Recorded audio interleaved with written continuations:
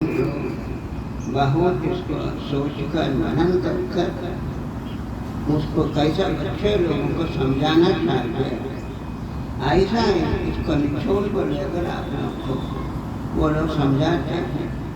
इसको आप लोग ध्यान से सुनकर आते हैं। इसको भी आप लोग अपना कितना होता है अपना जीवन में अनुकरण करना चाहिए।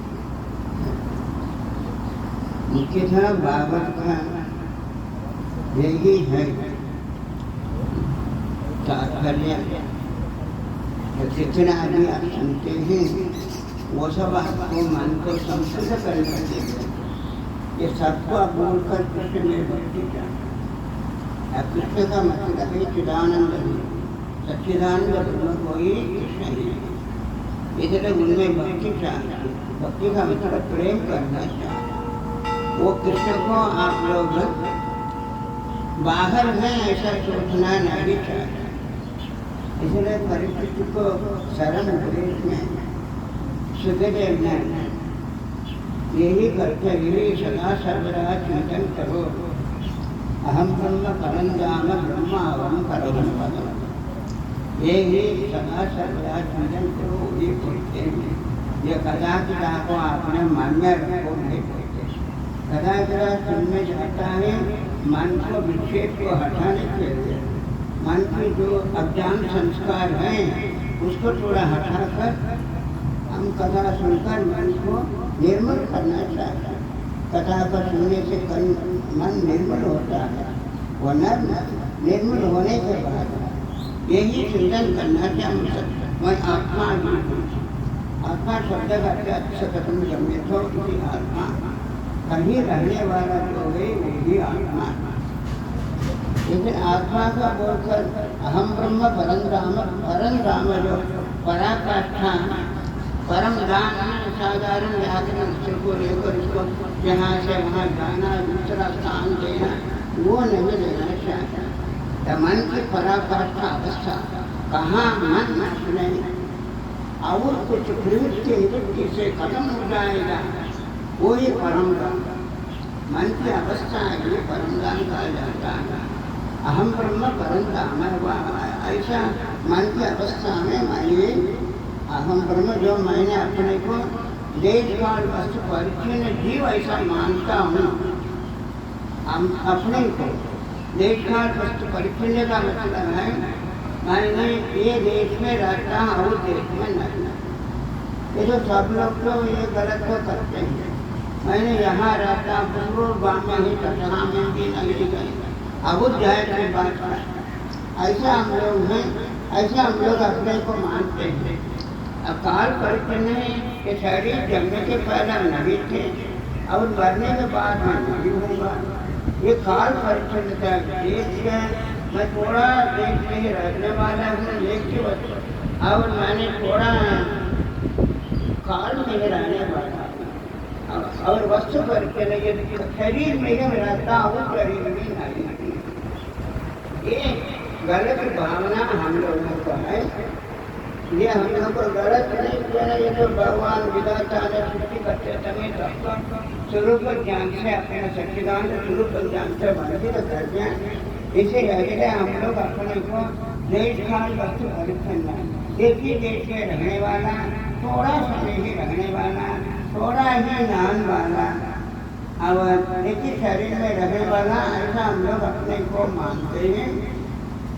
ऐसा नहीं मानना चाहते। तुम तो कभी भी रहने वाला, कभी भी रहने वाला और सभी वस्तु में रहने वाला ब्रह्म ही मैं हूँ। इस ढंग से हम लोग सदा सर्वदा व्यवहार तो करो शरीर से और मलिन अंतःकरण से, बड़ उत्तम अंतःकरण से ये चिंतन साक्षी भावना रखना चाहिए। आप लोग मैं तो सच्चिदानंद ब्रह्म जी हूँ। कभी हमको जन्म नहीं हुआ, कभी भी मैं मरने वाला भी नहीं हूँ और कभी भी मैं रहने अवसर और हमारे लिए अद्वैत भी होना चाहिए। हमारे लिए भोगना कोई कमी त्रुटि नहीं है।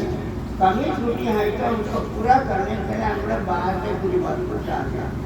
अब बाहर से वस्तु चाहिए, कोई वस्तु तो है नहीं, इसलिए हम लोग मिथ्या जगत को ये मिलने से अच्छा होगा, ये मिलने से अच्छा होगा, इसको हटाने से अच्छा होगा, हम लोग व्यवहार नहीं आना चाहिए।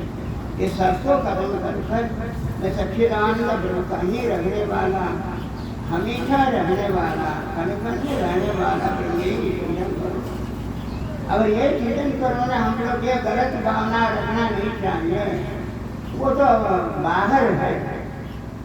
फिर ब्रह्मा हम क्यों कहना, वो ब्रह्म तो बाहर है ऐसा नहीं सोचना चाहिए, किससे तो बाहर है ऐसा नहीं सोचना चाहिए। शिव भक्त तो शिव जी बाहर है ऐसा नहीं बोलो, अपरोक्ष है, अपना मन को भी हृदय को भी अंतर्यामी है, वो ही रहता है, दूसरा कोई नहीं है। वो ही अंतर्यामी है, वो भी व्यापक करने वाला भी है, सर्वभूतादि वासा, वो भी बीच में भी रहने वाला, सबका अधिष्ठान भी होता है। इस ढंग से हम लोग हमेशा चिंतन करना चाहिए। ये चिंतन मैंने जाना तो धीरे धीरे हल्का होगा, फिर खत्म हो जाएगा। अनित्यवाद को खत्म करने से आपको कुछ मिलना नहीं। लेकिन अनित्यवाद कम हो गया तो मनोनाश होता है, मनोनाश है तो आपको स्वभाव है सच्चिदानंद, और सच्चिदानंद ब्रह्म में ही आप लोग हो जाते हैं। ये बाहर से कुछ मिलना जो इस ढंग से आप चिंतन नहीं, ब्रह्माहम का मतलब है वो ब्रह्म जो मैं हूँ सच्चिदानंद हूँ, ये बाहर नहीं है, ये जो अंतर है मैं ही हूँ, मेरा बुद्धि के हृदय के भी अंदर है। देशकाल वस्तु परिच्छिन्न जीव मैं नहीं हूँ, देशकाल वस्तु अपरिच्छिन्न कहीं भी रहने वाला ब्रह्म ही मैं हूँ।